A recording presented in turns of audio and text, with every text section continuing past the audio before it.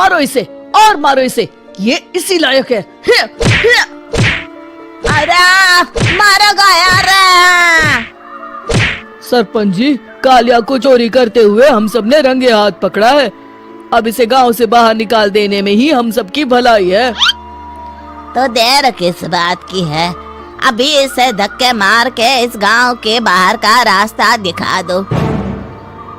अरे सरपंच ऐसा मत करिए, मुझे एक मौका और दीजिए, मैं दोबारा कभी चोरी नहीं करूंगा। लेकिन गांव वाले उसकी एक नहीं सुनते और उसे मार मार के गांव की सीमा के बाहर निकाल देते हैं। मेरी कमर दर्द के मारे मेरी जान निकली जा रही है। कमबख्तों ने जम के धुलाई की है मेरी। अरे भगवान करे इनके गांव में भूचाल आ जाए, धरती फट जाए और सब गांव वाले उसमें समा जाए। चलते चलते कालिया जंगल में पहुंच जाता है। उसे वहाँ एक प्रयोगशाला दिखाई देती है। अरे इस जंगल में ये अजीब सा दिखने वाला घर किसने बनाया है, चल कर देखना पड़ेगा। कालिया प्रयोगशाला के पास चला जाता है। दो वैज्ञानिक प्रयोगशाला में बातें कर रहे होते हैं।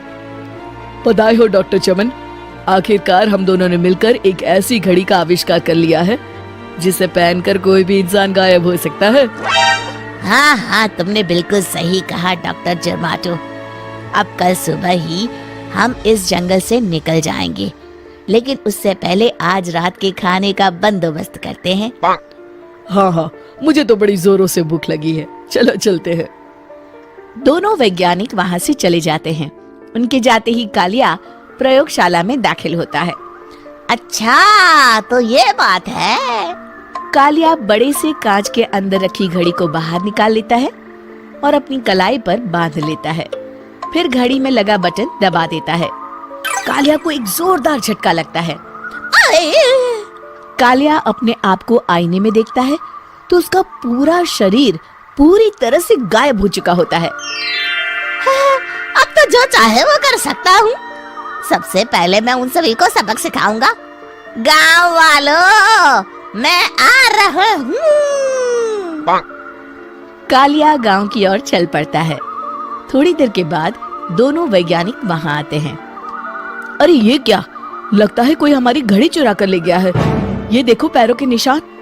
अब क्या होगा, अगर वो घड़ी किसी गलत हाथों में पड़ गई तो अनर्थ हो जाएगा। तुम चिंता मत करो, हमारी घड़ी में जो बैटरी लगी है ना, वो सिर्फ 24 घंटे चलेगी। उसके बाद वो घड़ी काम करना बंद कर देगी। उधर दूसरी तरफ गांव में सरपंच अपने घर में सो रहा होता है। तभी एक आहट से उसकी नींद खुल जाती है। अरे कौन है, कौन है वहाँ? बड़े मजे से सो रहा है, आज मैं तुझे नहीं छोड़ूंगा। कालिया पास में पड़ा डंडा उठाकर सरपंच की पिटाई शुरू कर देता है।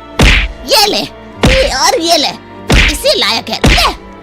आप मर गए। अरे अरे ये क्या हो रहा है? अरे अरे कोई बचाओ मुझे, मेरे घर में भूत आ गया है।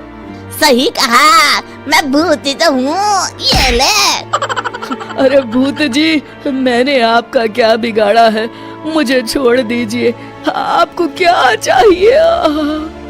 तेरे घर में जितना भी पैसा है ना, मुझे ला कर दे दे, तब मैं तुझे छोड़ दूंगा और यहाँ से चला जाऊंगा।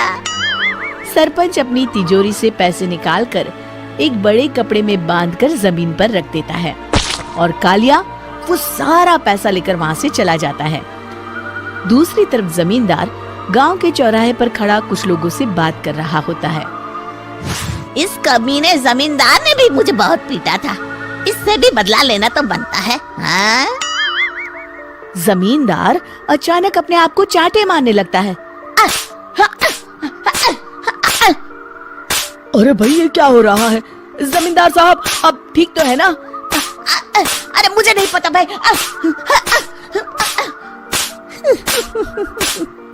अरे मर गए रे, ये तो पक्का किसी भूत प्रेत का काम है। जमींदार के अंदर कोई भूत आ गया है, इससे पहले कि ये हमारे अंदर आ जाए। मनोहर भाई, अपनी जान बचानी है तो भागो यहाँ से। ये क्या?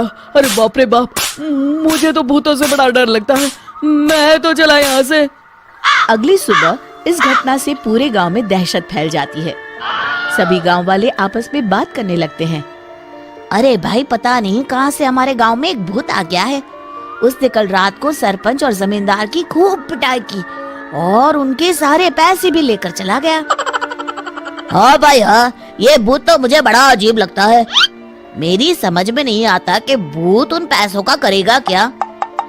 अरे तेल में पकोड़े बना के तलेगा बेवकूफ। इस बात की चिंता करके कहीं वो भूत हमारे घर में ना आ जाए।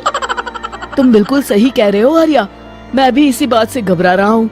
अच्छा, अब मैं अपने घर जा रहा हूँ। तुम सब भी अपने अपने घर चले जाओ, उस भूत का कोई भरोसा नहीं है। हाँ। तीनों वहाँ से चले जाते हैं।